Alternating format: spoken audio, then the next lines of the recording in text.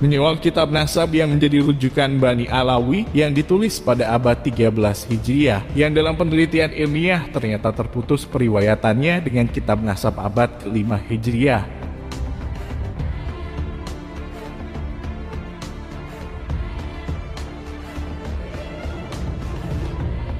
Beberapa waktu yang lalu kita sudah membahas tentang fenomena zuriat Nabi dari Ba'alawi, yang mana sebagian dari mereka begitu mengeksploitasi dan memanfaatkan status sosial mereka yang katanya keturunan Rasulullah untuk mempengaruhi masyarakat kita agar sangat militan dalam mengkultuskan dirinya. Bukan cuma itu saja, status zuriat Nabi yang seolah-olah hanya sah dimiliki oleh mereka tidak bisa dipungkiri telah membuat mereka merasa sangat jumawa, sehingga memandang ulama dari kalangan pribumi kita sebagai kasta nomor 2, yang mana masyarakat kita seolah harus lebih memuliakan mereka daripada para ulama pribuminya. Hal inilah yang kemudian membuat hati nurani kita kemudian berontak dan memaksa kita untuk mencari sebuah kebenaran tentang apakah mereka benar-benar terbukti sebagai keturunan baginda Nabi tercinta atau bukan. Sesungguhnya sudah lama kita mencoba menahan diri untuk tidak mempermasalahkannya, untuk menghormati para habaib yang di Nahdlatul Ulama. Namun kejadian penyerangan terhadap Gus Fuad Pleret oleh budak mereka, kemudian Habib Taufik Assegaf sebagai ketua Robitoh Alawiyah justru ikut-ikutan. Bukannya bijak menerima kritikan, kemudian memberi teguran kepada Habib yang dikritik oleh Gus Fuad untuk mengintrospeksi cara dakwah mereka, namun malah membela dan ikut-ikutan menuduh Gus Fuad sebagai pemecah belah. Karena ketuanya sudah ikut-ikutan bicara, maka hal ini kita anggap sebagai perwakilan dari seluruh Bani Alawiyah, sehingga sekarang tidak ada alasan lagi untuk tidak mempermasalahkan kitab nasab yang menjadi rujukan mereka. Sebelumnya kita tegaskan, gugatan kita terhadap kitab nasab yang menjadi rujukan Bani Alawiyah sama sekali tidak mengatasnamakan Nahdlatul Ulama, karena justru tema ini akan berbenturan dengan ajaran ulama kita di Nahdlatul Ulama, yang selama ini mengajarkan kita untuk mencintai para habaib zuriyah Rasulullah. Meskipun apa yang kita ungkapkan ini akan berbenturan dengan apa yang diajarkan oleh guru dan ulama kita, namun ini bukanlah sebuah perlawanan. Ini hanyalah suara kita umat yang ada di bawah, yang sedang menuntut sebuah kebenaran tentang klaim sepihak dari mereka yang mengaku sebagai zuriyah Rasulullah. Kita juga tidak sedang bernarasi secara liar, karena kita merujuk kepada penelitian ilmiah Kiai Haji Imaduddin Usman yang meragukan bahwa habaib di Indonesia adalah benar-benar keturunan dari baginda Nabi tercinta. Jadi apa yang disampaikan oleh Kiai Haji Imaduddin Usman dalam ceramahnya yang kita unggah kemarin, yang menantang tes DNA kepada siapapun yang mengaku sebagai keturunan Nabi, sesungguhnya apa yang beliau ucapkan itu bukanlah tanpa alasan. Dalam tulisan Kiai Haji Imaduddin yang berjudul Terputusnya Nasab Habaib di Indonesia dan pengakuan para habib sebagai keturunan Nabi belum terbukti secara ilmiah, ternyata ada temuan yang sangat mencengangkan, yang mana Imam Ubaidillah datuknya Bani Alawi dalam kitab nasab abad ke-5 Hijriah tidak tertulis sebagai putra dari Imam Ahmad Al-Muhajir bin Isa. Dalam kitab nasab abad ke-5 Hijriah tertulis dengan jelas bahwa putra Imam Ahmad bin Isa ada 3 orang, yakni Muhammad Ja'far, Ali, dan Hussein. Dari keterangan Imam Fakhrur Razi ini, maka Ubaidillah sebagai anak dari Ahmad bin Isa itu tidak terkonfirmasi. Dikatakan oleh Imam Fakhrur Razi bahwa Ahmad bin Isa tidak mempunyai anak bernama Ubaidillah, yang kalau di Indonesia dikenal sebagai ayah dari Alawi, datuknya para habib di Indonesia. Penisbatan Ubaidillah sebagai anak Ahmad bin Isa itu tidak bisa dipertanggungjawabkan secara ilmiah, karena kitab nasab tertua yaitu Tahsib Al-Ansab abad ke-5 dan Asyajarah Al-Mubarakah abad ke-6 menyatakan bahwa Ahmad tidak mempunyai anak bernama Ubaidillah. Artinya, jika merujuk kitab nasab abad ke-5 dan 6 Hijriah, maka pengakuan Ubaidillah sebagai keturunan Nabi Muhammad tertolak karena tidak terkonfirmasi secara ilmiah.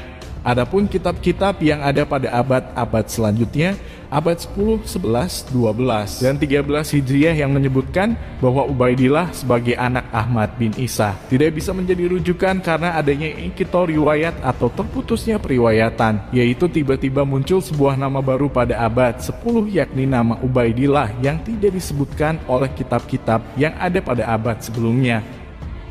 Apakah di Indonesia ada cucu Nabi?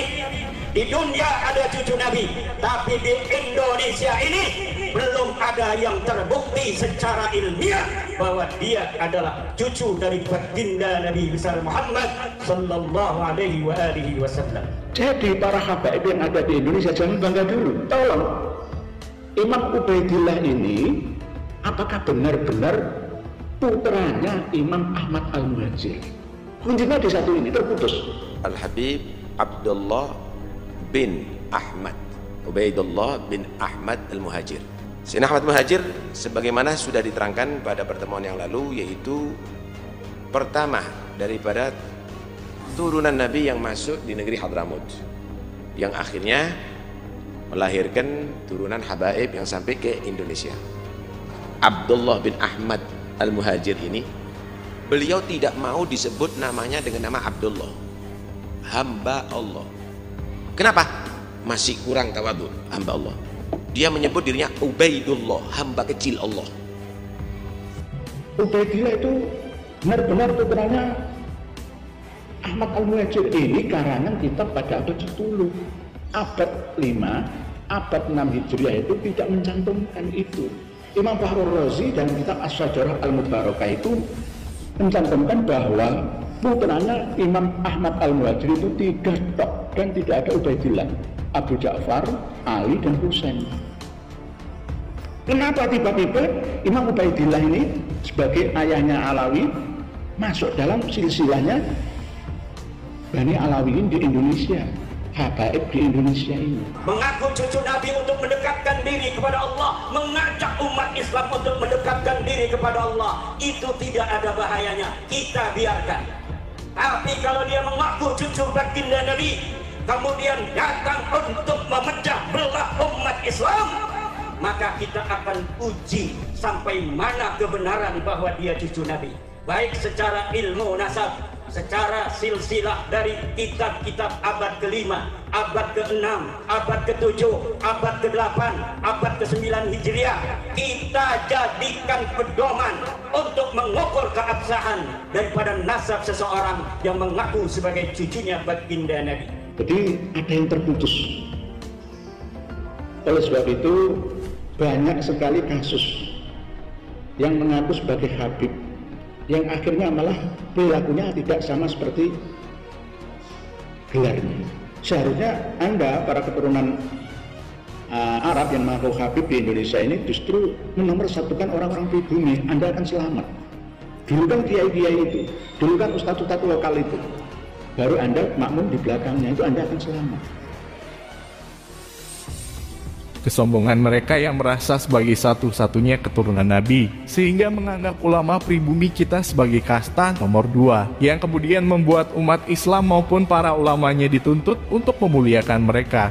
Inilah yang membuat kita resah dan menuntut para ulama kita untuk menguji kebenaran mereka sebagai cucunya baginda Nabi tercinta. Sekali lagi, kita bukan menentang apa yang diajarkan para guru dan ulama kita untuk mencintai suriat Rasulullah. Kita hanya menuntut sebuah kebenaran atas permasalahan ini semua, supaya tidak ada keraguan bahwa mereka adalah keturunan dari Rasulullah. Dan jika memang tidak terbukti bahwa mereka bukan keturunan dari Rasulullah, kita berharap jangan ada yang ditutup-tutupi oleh para ulama kita, sehingga akibatnya akan merugikan kita sendiri pada akhirnya. Kita bersyukur tampilnya ulama muda NU dari Banten, Kiai Haji Imaduddin Usman, yang dengan berani mengungkapkan ini semua. Dan kita berharap para ulama kita juga ikut buka suara, meluruskan segala sesuatu yang sudah terlanjur diyakini 100% oleh umat Islam bangsa Indonesia, bahwa keturunan Ba'alawi adalah suriat dari baginda Nabi tercinta. Padahal jelas kitab nasab abad ke-5 dan 6 Hijriah tidak membenarkan itu semua. Sekali lagi, kita bukan menentang ajaran para ulama kita untuk mencintai suriat Rasulullah. Kita hanya menuntut sebuah kebenaran supaya umat tidak dimanfaatkan oleh oknum-oknum yang mengaku sebagai suriat dari baginda Nabi tercinta.